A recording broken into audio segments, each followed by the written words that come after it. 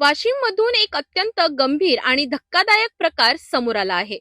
महाराष्ट्र माजी सैनिक महामंडळाच्या एका सुपरवायझरने तरुणीकडे थेट शरीर सुखाची मागणी केल्याचा आरोप असून या प्रकरणी वाशिम शहर पोलीस ठाण्यात विनयभंगाचा गुन्हा दाखल करण्यात आलेला आहे।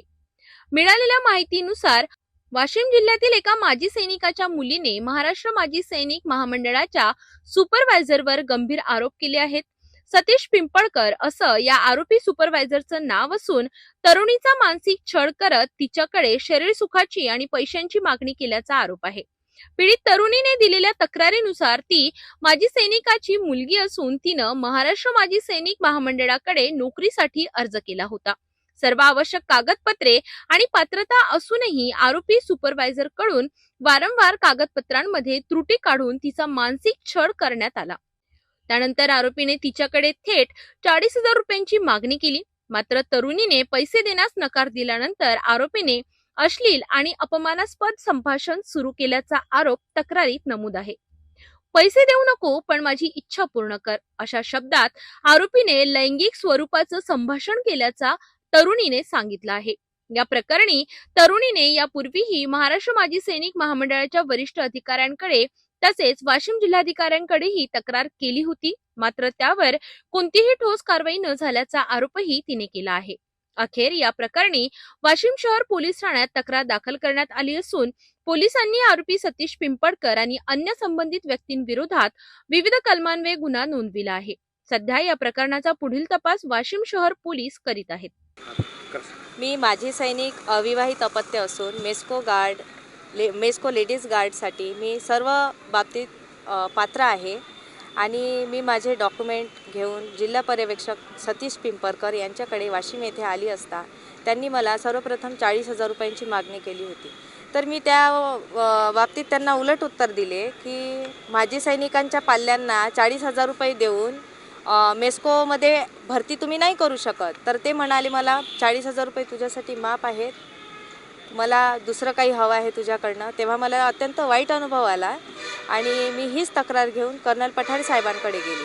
तर कर्नल पठाडे साहेबांनी या विरोधात काहीच कारवाई न करता मला पुन्हा पत्र देण्यात आले व म्हणाले की तुम्ही तुमचे जे जिल्हा पर्यवेक्षक आहे सतीश पिंपळकर त्यांच्याकडे जमा करा।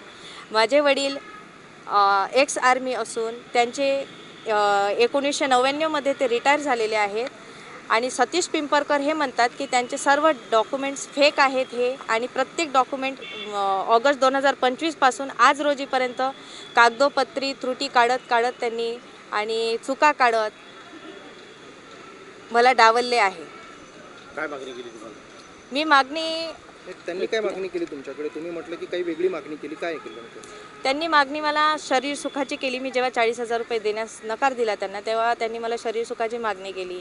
म्हणाले मला काय बोलायचं आहे, एक्सप्रेशनवरनं समजत नाही का तुला? तू काही 15-16 वर्षाची मुलगी नाही आहे की तुला समजून सांगावं लागेल। मी नेहमी वाशिमला यायची मेस्को ऑफिसला, तर तेव्हा मी माझ्या भावाला किंवा वडिलांना कधीतरी घेऊन यायची।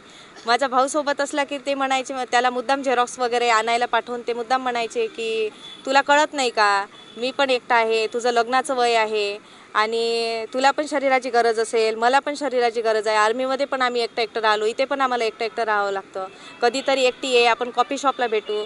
या विरोधात मी जिल्हाधिकारी कार्यालय यांच्याकडे सुद्धा तक्रार केली होती। त्या तक्रारीवर काही झालं का? त्यांच्या तक्रारीवर काहीच झालेलं नाही आहे आणि त्यांनी कुठलीही कारवाई केली नाही आणि मला कुठलंही पत्र दिलं नाही। आज काय करणार?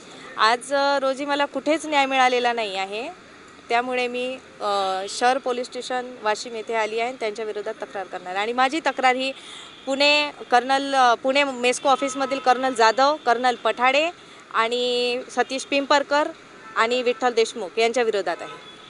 नोकरीसाठी अर्ज केलेल्या तरुणीला अशा प्रकारे मानसिक आणि लैंगिक छळाला सामोरे जावं लागत असल्याची ही घटना अत्यंत गंभीर आहे। महिलांच्या सुरक्षेसाठी प्रशासन किती सजग आहे असा सवाल या निमित्ताने पुन्हा उपस्थित झालाय। या प्रकरणात दोषींवर कठोर कारवाई होणार का याकडे आता सर्वांचं लक्ष लागलं आहे। माजी सैनिक महामंडळ वाशिम येथील कर्मचाऱ्याविरुद्ध एका माजी सैनिकाच्या मुलीने विनयभंगाची तक्रार दिलेली आहे। त्यावरून पोलीस स्टेशन वाशिम शहर येथे अपराध क्रमांक 189/26 कलम 75(2) भारतीय न्याय संहिता याप्रमाणे गुन्हा दाखल करण्यात आलेला आहे। पुढील तपास चालू आहे.